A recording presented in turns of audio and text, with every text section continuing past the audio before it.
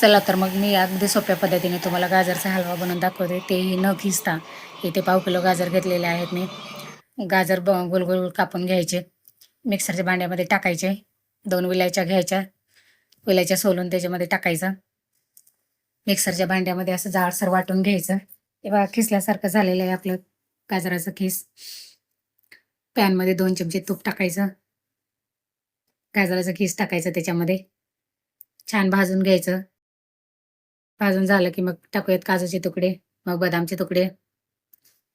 तिला छान असं परतून घ्यायचं. मग टाकायची साखर. साखर टाकल्यावर परतून घ्यायचं.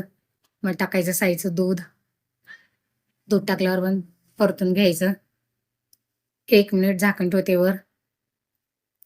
झाकण काढलं हे बघा मस्त असं तूप सुटलेलं आहे आपल्या हलव्याला. आपला गाजरचा हलवा तयार झालेला आहे. व्हिडिओ आवडला तर व्हिडिओला लाईक आणि सबस्क्राईब करायला विसरू नका. Thank you.